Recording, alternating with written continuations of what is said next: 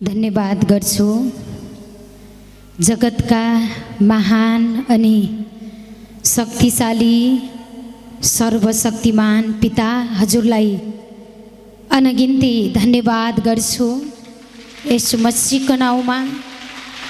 त्यसैगरी विभिन्न स्थानबाट उपस्थित रहनुभएका परमात्मा पिताका आत्मिक अनि पवित्र निर्दोष मनबाट चल्ने योग्य बनाउनु हुने परमेश्वर पिताका आत्मिक सन्तानहरूमा म एकैमुष्टमा शिर झुकाएर नमस्कार गर्न चाहन्छु।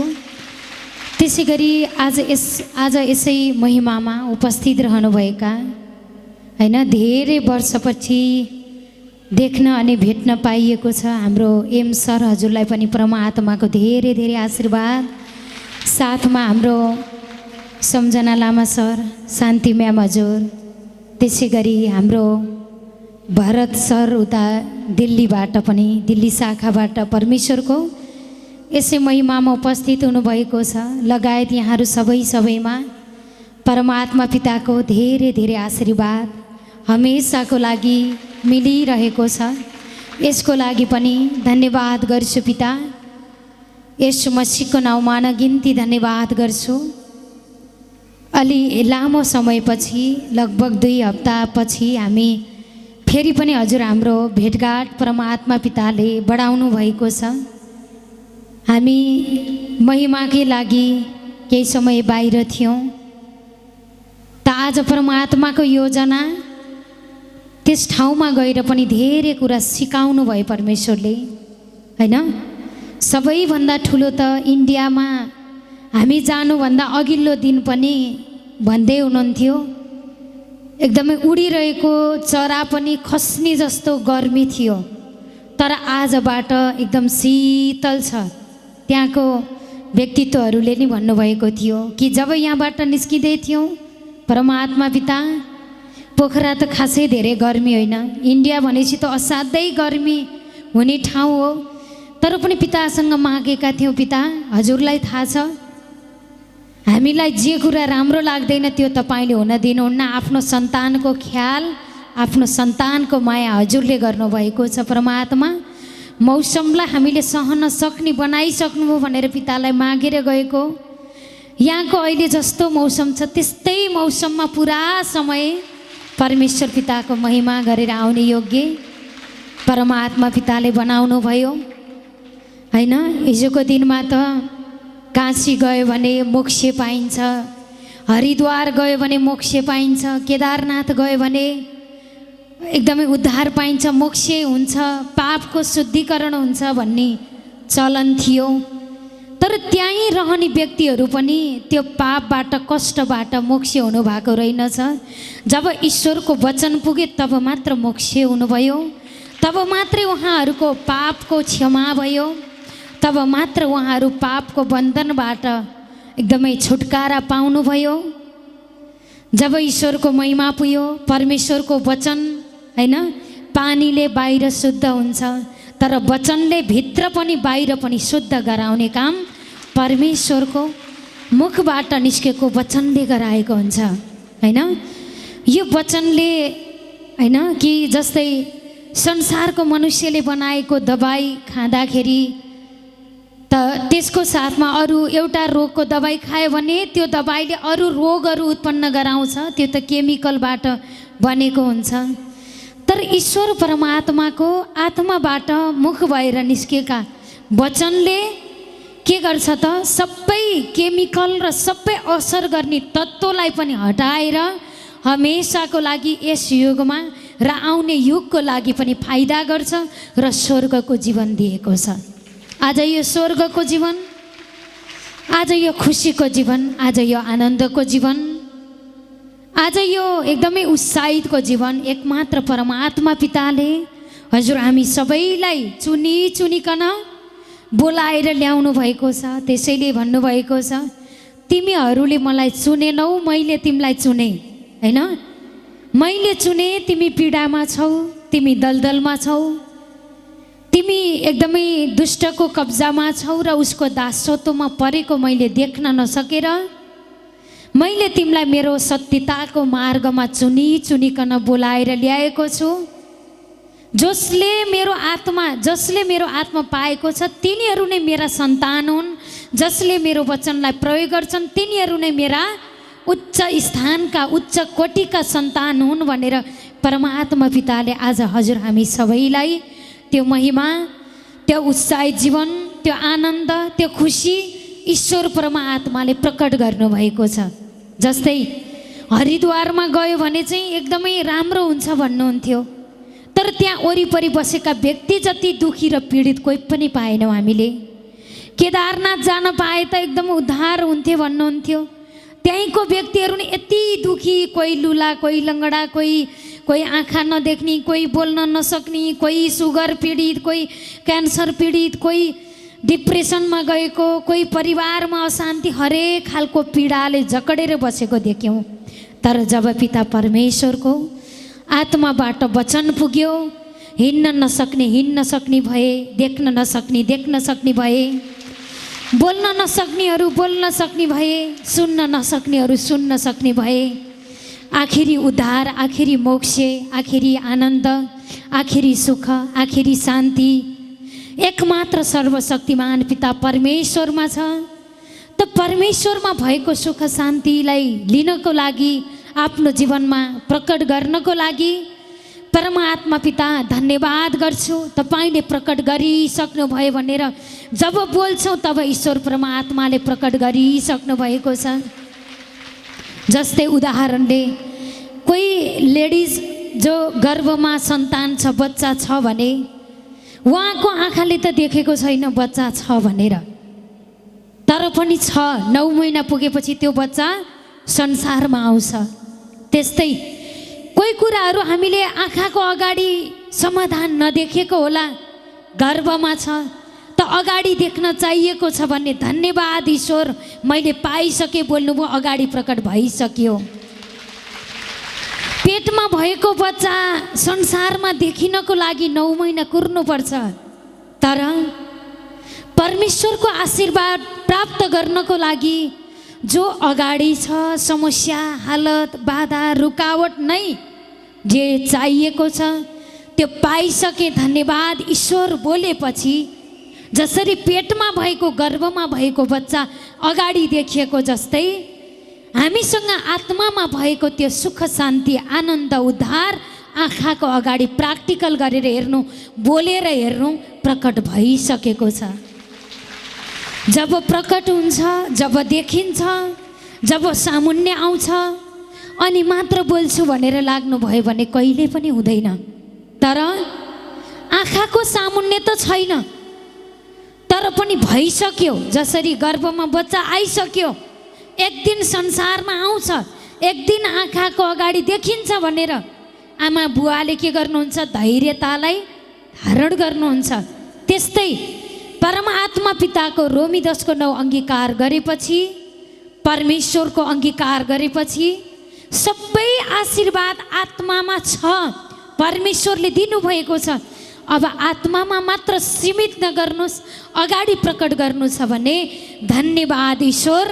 धन चाहिएको छ भने आत्मामा त छ, अगाडि देख्नु परेको छ भने पहिले जो आफूसँग छ, जब बिउ रोप्छौँ तब फलहरू परमात्माले लटरम्मै कहिल्यै नसुक्ने, कहिल्यै नलत्रिने, कहिल्यै कुनै किराले खान नसक्ने फलहरू शक्तिको स्रोत पिता परमेश्वरले प्रकट गरेर देखाइसक्नु भएको छ।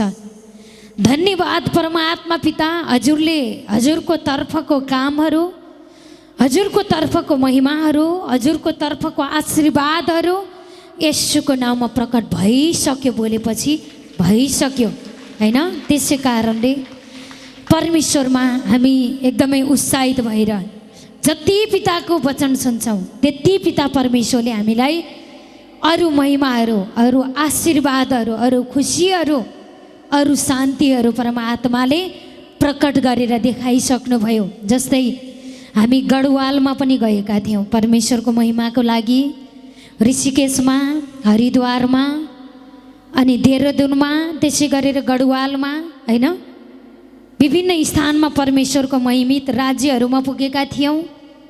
हाम्रो यहाँको जस्तो ठुलो भिडको साथमा महिमा हुँदैन, त्यहाँ थोरै थोरै हुन्छ हैन, थोरै थोरै जनामा हुन्छ। तर पनि परमेश्वरको योजना, परमात्माको योजना त यस्तो गवाईहरू हैन परमेश्वरले प्रकट गरेर देखाउनु भएको। एकजना सरको यति गरिब जिन्दगी, अर्कोको घरमा बस्नुभएको, अनि आफ्नो घरमा मुद्दा मामिलाको कारणले घर छोडेर बाहिर बस्नुभएको, अनि बाहिर बस्दा पनि भाडा तिर्न नसक्ने 2टा सन्तान, त्यसलाई पनि पालन पोषण गर्न नसक्ने अवस्थामा पुग्नु भएको। अनि अब पालन पोषण गर्नु पर्यो बच्चालाई भनेर दिल्ली केही रोजगारको लागि जाँदाखेरि पनि रोजगार राम्रोसँग नमिलेको, अनि श्रीमती पनि असाध्यै दुःखको अवस्थामा, सन्तानहरूले पनि खान नपाएर रुखको पातहरू टिपेर खाने अवस्थामा पुग्नु भएको, धेरै दुःखको जिन्दगीमा पुग्नु भएको। जब परमेश्वरमा उहाँले एकदमै परमेश्वरको वचनलाई प्राप्त गर्नुभयो, प्राप्त गरेपछि फेरि आफ्नै गाउँमा गढुवालमा फर्किनु भएछ। गढुवालमा फर्किनु भएपछि श्रीमतीले सोच्नु भएछ कमाउन गएको मान्छे अलिअलि केही बाँच्ने आधार सहारा होला, केही धन सम्पत्ति होला, सन्तानहरूलाई पढाउन सकेला, खुवाउन सकेला, सबै कुरा राम्रो व्यवस्थित होला भनेको। तपाईँ त झन् कामै छोडेर आउनुभएको छ, कामै नगरेसम्म त कसरी हुन्छ त भन्दाखेरि उहाँले भन्नुभएछ आकाशको चराचुरुङ्गीलाई हेर, तिनीहरूले काम गरेका छैनन्, तिनीहरूलाई खुवाउनु भएको छ भने हामी त सबैभन्दा सर्वश्रेष्ठ प्राणी हो, ईश्वरको सन्तान हो, ईश्वरको मन्दिर हो। परमेश्वरले कम हुन दिनुहुन्न, बरु परमेश्वरमाथि विश्वास राख, परमेश्वरमाथि आशा राख। मसँग आशा नगर, मैले गरेको काममा पनि आशा नगर। मैले काम गरे मात्रै पाउने होइन, त ईश्वरले सृष्टि गर्नुभयो, हामी सबको लागि सबै कुरा तयार पार्नुभएको छ। अब तयारी कुरा प्रकट गरिसक्नुभयो, मुखबाट बोल, अरू गनगन नगर भनेर उत्साहित गर्नुभएछ श्रीमतीलाई। अनि उत्साहित गर्नुभएपछि ती वचनबाट उत्साहित त हुनुभयो। अब रियल जीवनमा हेरौँ, अरूले लगाएको देख्दा लाउन मन लाग्छ, खाएको देख्दा खान मन लाग्छ, जान मन लागे ठाउँमा जान मन लाग्छ, तर जान पाउनु छैन। सबै कुरामा एकदमै बाधा कठिनाइको जीवनमा पर्नुभएको रहेछ। तर पनि उहाँको मुखबाट श्रीमानले उत्साहित गर्नुभएछ कि तिमीले उत्साहित मन गर, परमेश्वरलाई देख, परमेश्वरले सब कुरा गर्न सक्नुहुन्छ। उहाँको मन्दिर हामीलाई कमजोर हुन परमेश्वरले दिनुहुन्न। मेरो काममा पनि विश्वास नगर, त मैले गर्ने एकदमै बिजनेसमा पनि विश्वास नगर, तिमीले विश्वास गर, तिमीलाई रच्ने ईश्वरलाई विश्वास गर। उहाँ सबै कुराको स्रोत हुनुहुन्छ, उहाँले सब कुरा गर्नुहुन्छ। उहाँमाथि आशा राख्ने, भरोसा गर्नेलाई उहाँले लाजमा लज्जित हुन दिनुहुन्न। तिमीले यो शब्दलाई न दाहिने न बाहिने, दायाँ बायाँ नभऊ, एक मनले स्वीकार गरिराख। आशाको अङ्गीकारलाई दोधार नगरिकन थामेर राख। आशामै बढ्दै जाऊ, निराशामा नबद्ल्य। ईश्वरलाई देख भन्दै भन्दै उत्साहित गर्दै जाँदाखेरि पछि परमेश्वरको योजना आजभन्दा भोलिभन्दा पर्सिभन्दा होइन कि यति उत्साहित भएँ म त उहाँको गवाईबाट। अनि घरमा महिमा गर्न सुरु गर्नुभएछ। घरमा महिमा गर्न सुरु गर्दै गर्दा आदर सम्मान, बीज रोप्न मन छ तर गोजीमा छाम्दा धन छैन। तर पनि उहाँले के गर्नुभएछ, रुखको पात टिपेर ईश्वर परमात्मा धन्यवाद, यसलाई ग्रहण गर्नु है, यो त पात हो तर मेरो यो भावनालाई ग्रहण गर्नु है परमात्मा भन्दै परमेश्वरलाई धन्यवाद गर्दै रुखको पात टिप्दै उहाँले के गर्नुभएछ, बीज रोप्नु भएछ, बिउ रोप्नु भएछ। त जब बिउ रोप्नुभयो उहाँले त्यो गर्दै जानुभयो। पछि कताबाट सबै गरिब दुखी भनेर सबैले तिरस्कार गरेका मान्छेहरू पनि परमेश्वरले एकदमै स्वीकार गरेर उहाँहरूको सामुन्ने ल्याउनु भएछ। हिजोको दिनमा मुख मोडेर हिँड्ने मान्छेद्वारा पनि अलिअलि धन सम्पत्ति ईश्वर परमात्माले त्यहाँबाट पनि प्रकट गर्नुभएछ। गर्दै जाँदा आशालाई टुटाउनु भएन, मन बढाउँदै जानुभयो, परमेश्वरलाई देख्दै जानुभयो। तब उन्नति हुँदै गयो, सबै कुरा राम्रो हुँदै गयो। त्यस पछाडि एकजना यस्तो व्यक्ति आउनु भएछ, दुवै किडनी फेल भएको व्यक्ति आउनु भएछ। अनि दुवै किडनी फेल भएको व्यक्ति तर असाध्यै धनी, धन धेरै तर उद्धार नपाएर एकदम थलिएर मृत्युलाई कुरेर बसेको व्यक्ति आउनुभयो। तब ईश्वरको वचनलाई अङ्गीकार गर्नुभयो, बोल्नुभयो, परमेश्वरलाई पिताजी ग्रहण गर्नुभयो।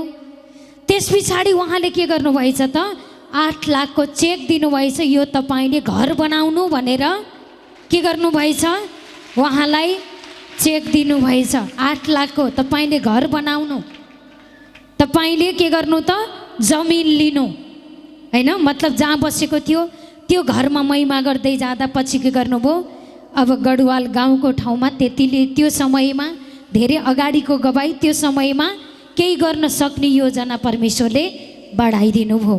त्यस पछाडि के भयो त, त्यो गर्दै जाँदा जग्गा किन्नु भएछ, बेच्नु भएछ, किन्नु भएछ, बेच्नु भएछ, गर्दा गर्दै परमेश्वरले आय स्रोत खुद बनेर आज उहाँको घर हेर्दाखेरि पुरा दरबार, पुरा महल परमात्माले बनाउनु भएको हैन। त परमेश्वरमा सब कुरा छ हैन। जति बेला त्यो कष्टमा बाधामा उहाँले यदि म काम गरेरै मैले यति गर्छु भन्नुहुन्थ्यो भने सालौँ वर्षौँसम्म जीवनभरि कमाएर पनि त्यत्रो महल उहाँले खडा गर्न सक्नुहुने थिएन। तर म आफूले मात्र गर्छु भनेर हुँदैन, हामीमा ईश्वरको साथ चाहिन्छ, ईश्वरको हात चाहिन्छ। जब ईश्वरको साथ छ भने छोटो समयमा नि ठुलो उन्नति तरक्की परमात्माले प्रकट गरिसक्नु भएको छ। जब ईश्वरको साथ छैन भने हामीले जति बल गरे पनि हुनेवाला केही पनि हुँदैन। जस्तै हाम्रै शरीरका कपाललाई हेर्नुहोस्, हाम्रो शिरको कपाललाई हेर्नुहोस्, यो कपालको सम्बन्ध यो टाउकोमा छ र यो कपाल दिन प्रतिदिन बढेर गएको हुन्छ, वृद्धि भएको हुन्छ। यदि यो टाउकोबाट यो कपाललाई निकालिदिने हो भने, काटिदिने हो भने त्यो काटेको कपाल बढ्दैन, कहिले पनि बढ्दैन। तर यो कपाल बढ्नु छ भने यसको सम्बन्ध कोसँग हुनुपर्छ, टाउकोसम्म हुनुपर्छ, टाउकोसँग हुनुपर्छ। बल्ल यो शिरको कपाल के हुन्छ, बढ्न सुरु गर्छ। हाम्रो हातको नङलाई हेर्नुहोस्, यी नङहरू जब हाम्रो औँलामा जोडिएका छन्, यी नङहरू दिन प्रतिदिन बढेर जान्छ। तर यदि यो नङको सम्बन्ध यो औँलासँग छैन भने काटिसकेको त्यो नङ कहिले पनि बढ्दैन। तर यो नङ औँलासँग छ भने हमेसा वृद्धि हुन्छ, बढिरहेको हुन्छ। त्यस्तै हाम्रो सम्बन्ध शक्तिको स्रोत, सम्पत्तिको स्रोत, आशीर्वादको स्रोत, महिमाको स्रोत, शक्तिशाली परम धन्य परमात्मासँग हाम्रो सम्बन्ध छ भने सबै कुरामा वृद्धि परमात्माले गराइसक्नु भएको छ। धन्यवाद परमात्मा पिता, भइसकेको छ जे चाहिएको छ। जस्तै अघि एकजना म्यामले गवाई बताउनु भयो, मेरो श्रीमानको काम वर्षौँदेखि काम भएकै थिएन, काम बनेकै थिएन, त आशा मारिसकेका थियौँ। तर जब ईश्वरमा 2-3 पटक जुट्यौँ, 2-3 पटक जुट्ने बित्तिकै काम बनिहाल्यो। परमेश्वर त बन्ने परमेश्वर, यहोवाको अर्थ के त बनिदिनेवाला। गरिबको लागि धन बन्नुहुन्छ, दुखीको लागि सुख बन्नुहुन्छ, परिवारमा अशान्ति भएकाहरूलाई शान्ति बनेर आइदिनु भएको छ, रोगीहरूको लागि निरोगी बनेर आइदिनु भएको छ, पढाइ लेखाइमा कमजोर भएकाहरूलाई पढाइ लेखाइमा पनि वृद्धि र विकास खुद ईश्वरले समशक्ति हालेर हरेक कुरामा परमात्माले वृद्धि अनि विकास हरेक समयमा प्रकट गरिसक्नु भएको छ। धन्यवाद गर्छु पिता, येशू मसीहको नाउँमा भइसक्यो। जब अगाडि भएको कुरालाई तपाईँले बोल्नुहुन्छ, कहिले कहिले हाम्रो जीवनको मूल स्रोत भनेको मन हो। त्यो दोस्रोवाला आत्माले पहिले सुरुमा हाम्रो मन खराब गराउँछ। मन खराब भएपछि सोच खराब हुन्छ, सोच खराब भएपछि बोली खराब आउँछ। त बोली खराब गर्नु भनेको खराब परिणाम पाउनु हो, खराब फल पाउनु हो। खराब बिउ रोपेपछि खराब नै फल पाउनु हो। त उसले पहिले मूल स्रोत मन बिगाड्छ, सोच बिगाड्छ, बोली बिगार्छ अनि सबैतिर डामाडोल पारेर उसकै समस्याको बजारमा हामीलाई राखिदिएको हुन्छ।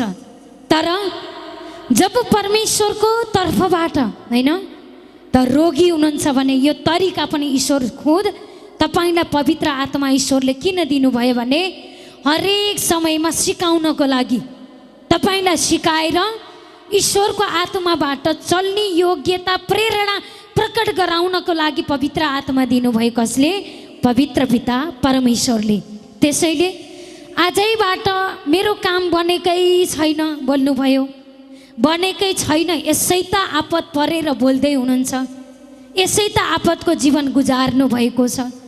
अझै फेरि बोल्नुभयो मेरो काम बनेकै छैन बोलेपछि त तपाईले अरू नबनेको कुराको बिउ के गर्नुभयो? रोप्नुभयो। त नराम्रो बिउ फेरि रोप्नुभयो।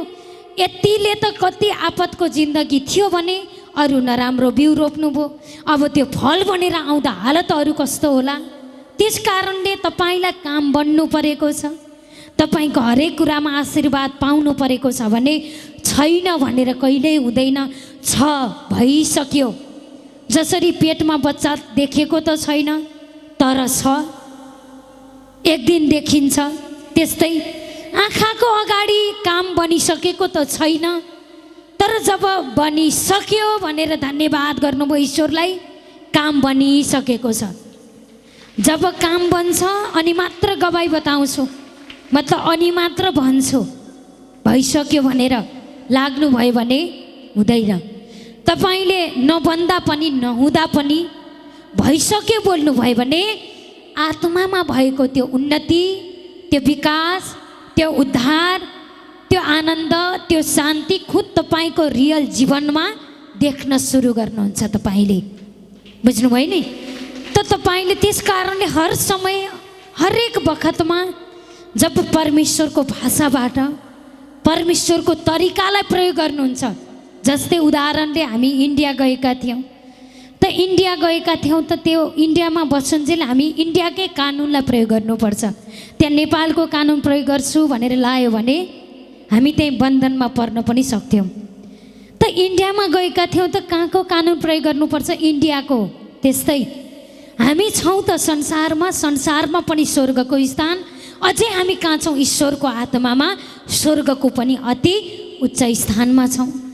अब स्वर्गमा छौँ, नर्गको नीति नियमलाई प्रयोग गरेका छौँ भने स्वर्गको केही काम पनि तपाईँको जीवनमा प्रकट हुँदैन। जब स्वर्गको कानुन, स्वर्गको नीति, स्वर्गको तरिकालाई खुद स्वर्ग प्रकट गर्न चाहनुहुन्छ भने खुद स्वर्गका शब्दलाई धन्यवाद ईश्वर प्रकट भइसक्यो बोल्नुभयो त परमात्मा पिताको स्वर्गको नीतिलाई प्र्याक्टिकल गर्नुभयो त तपाईँको अगाडि स्वर्ग परमात्माले प्रकट गरिसक्नुभयो।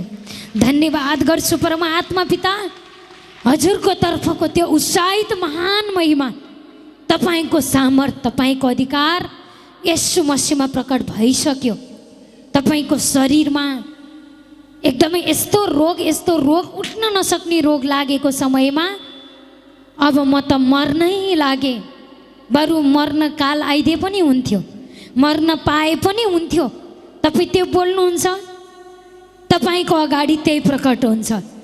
तपाईँ एकदमै उठ्नै नसक्ने अवस्थामा पनि आजैबाट यो वचनको प्रेरणा पाएर म निको भइसकेँ।